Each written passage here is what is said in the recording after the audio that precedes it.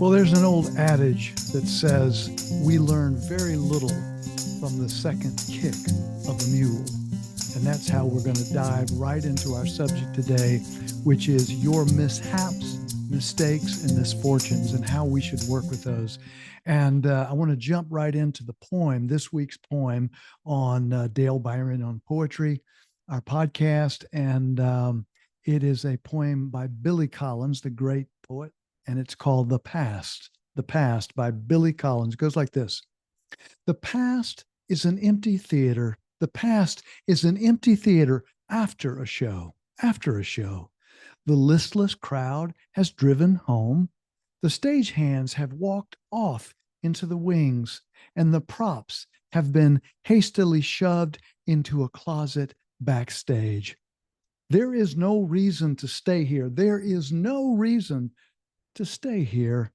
But the volume knob on the PA system is still being turned slowly to the right.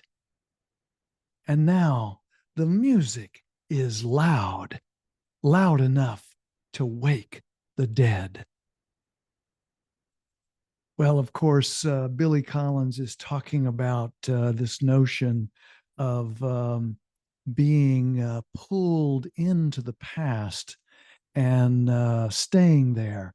And as we were saying with that old saying about the mule, once we've extracted as much learning as we possibly can from a mistake we've made or a difficulty or even, some catastrophic thing that's happened in our life, once we've extracted the wisdom from that, spending more time ruminating and staying in that historical context does us very little good. It's like that second kick of the mule.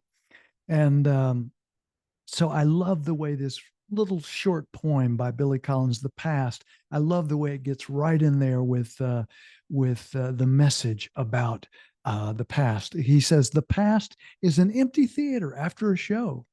The listless crowd has driven home.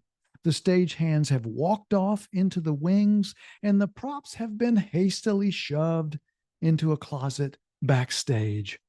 There is no reason to stay here. There's no reason to stay here. But the volume knob on the PA system is still being turned slowly to the right. And now the music is loud, loud enough to wake the dead. And all of us, I think we all have had the experience of being stuck in some difficulty or something, some mistake that we made, or some difficulty, or some misfortune that we have. We can really get stuck, and we can ruminate and stay stuck in that historical context, and it really does us no good. One of the notes I made for myself in thinking about this podcast today is that in nearly all the guided meditations I've experienced over the years, there's always been a persistent and gentle request. And that is, when you notice you've become lost in thought, to simply and gently come back to the breath or to whatever you're paying attention to, and notice how quickly the thought just leaves, just naturally leaves. And simply stated, often in a meditative context, the message is just start again, just start again. And what I would say is, if we find ourselves getting stuck in those old mistakes, those old mishaps, those old things that have happened to us that are quite difficult or regretful, or that we regret doing ourselves, any of that, learn from it, of course. I think this poem would agree with that. Learn from it, extract all the wisdom you can from those mistakes and mishaps and troubles. But after that, it's better to just move on. It's better to stay out of that and come back to the ever present. And in a meditative sense, back to the breath, back to now.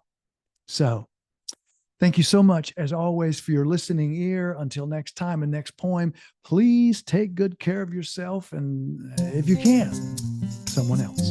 Thanks a lot.